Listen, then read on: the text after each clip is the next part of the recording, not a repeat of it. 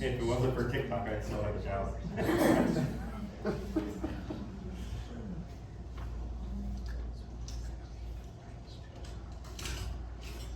So I'm just gonna warn you, my PowerPoint is not as pretty as Karen's. I had an unexpected trip to California for some family issues, so the time I planned to pretty up my presentation turned into last night at dinner. So. And where are you from, Ben? I'm from northern Minnesota. I grow elderberries in probably the coldest place. This is a completely unverified claim, but I claim to be the northernmost and coldest commercial elderberry grower in America. I'm just staying out here, not going to the same time. And I'll show you stuff about my farm here in a little bit. You know, the deets on where I grow. But I kind of want to.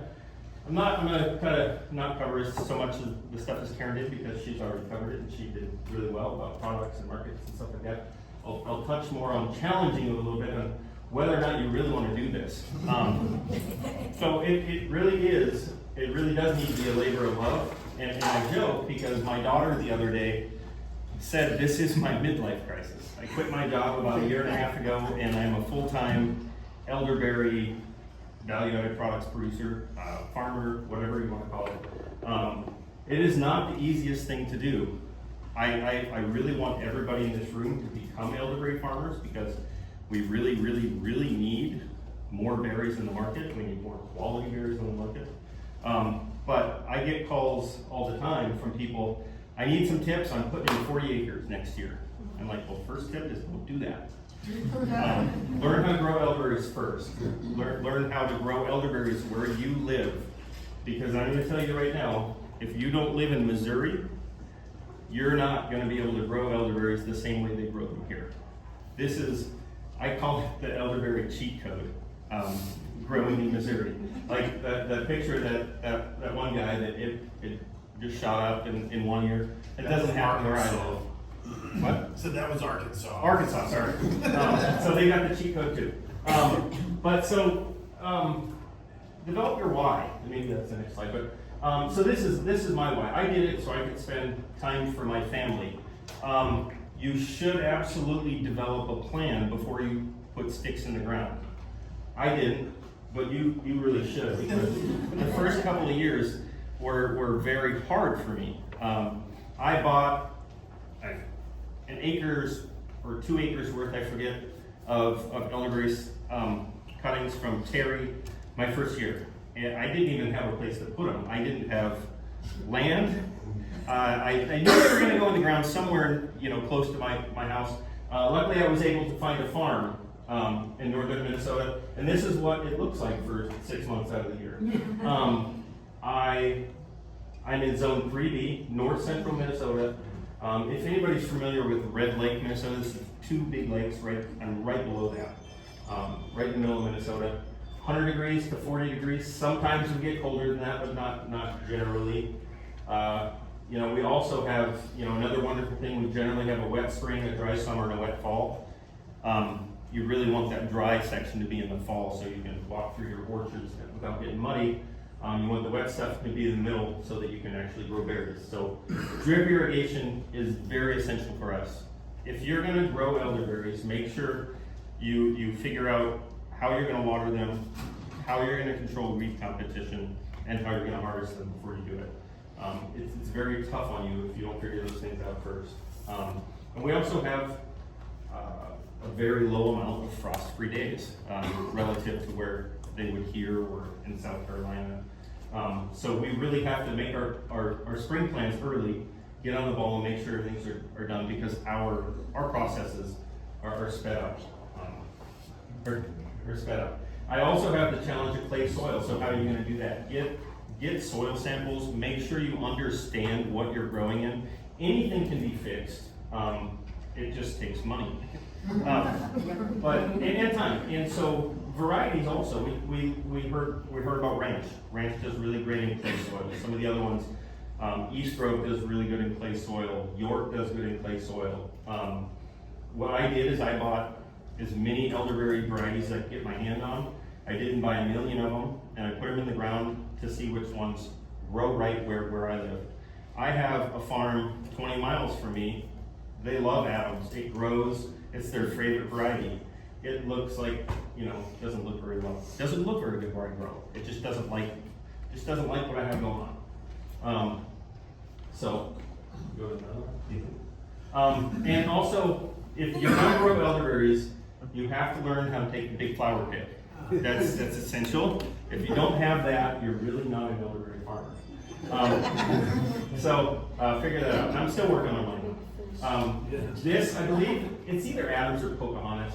And this is another example of how some varieties. So Pocahontas is like the golden goose. Where I live, it looks horrible. I'm probably going to till it in. If the first year it grew great, I was like, yeah, they don't know anything, down there. Tell me I can't grow this up in northern Minnesota. Then year two, it looks, it just kind of doesn't do very well. So that's the other thing is you put something in the ground. You're not going to make a dime off elderberries for 3 years, unless you live in Arkansas or anything.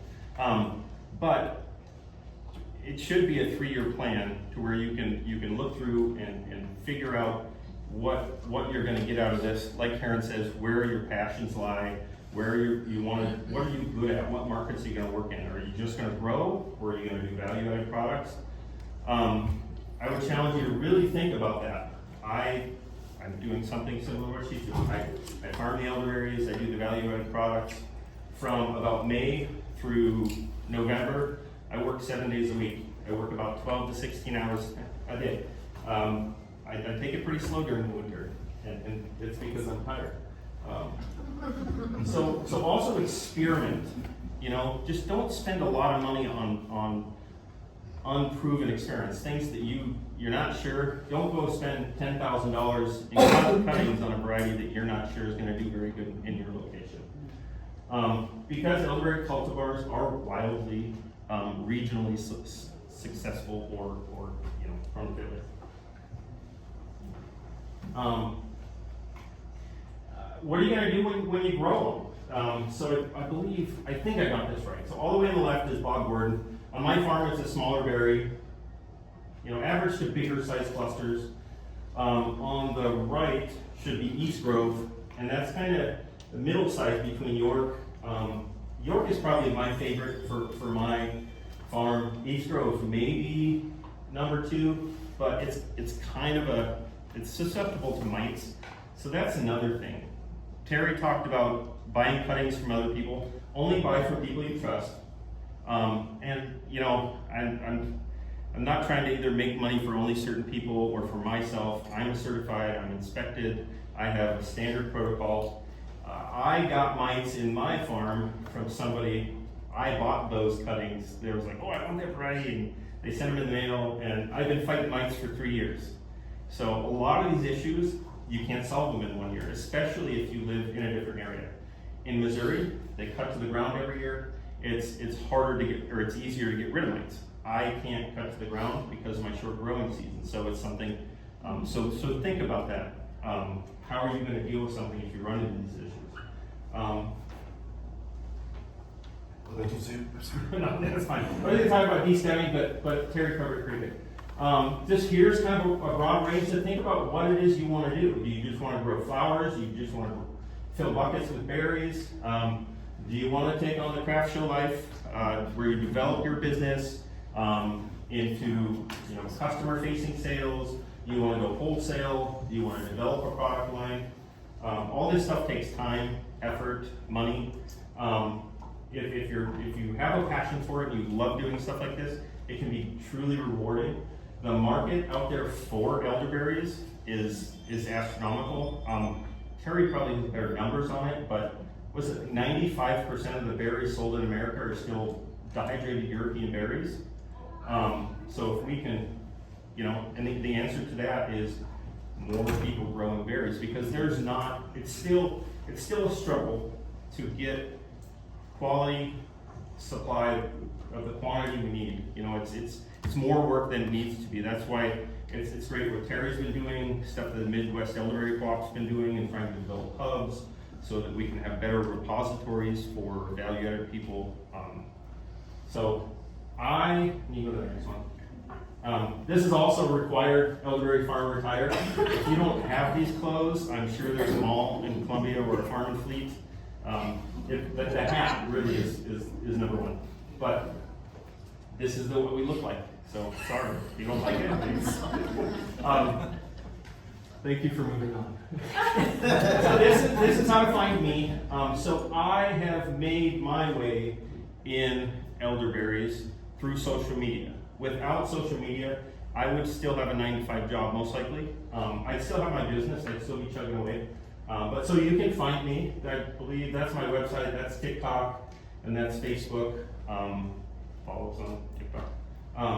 But if you're not into social media, there's a lot of other ways to do it. That's just the way I found success at it. A lot of people don't like the camera or don't, it's also not a cheat code either. We post every day, 1 to 10 times a day, lots of editing, lots of taking video right now. Lots of work. Everything, this itself is, I hear other people say, well, I'll just do what you did and I'll just throw videos on TikTok. This is a whole job. My wife does this. She spends hours upon hours upon hours of doing this. Website development, that's a whole nother job. So these are all things I want you guys to consider when you decide on where your place is in the elderberry world. Know that I'm not trying to discourage you from doing it. I really, really want all of you to grow elderberries so that we can grow this market or grow this, grow the berry. So that's kind of all I got. I can take questions now or just wait for the panel. Let's wait till the panel. Yeah. Thank you, Ben.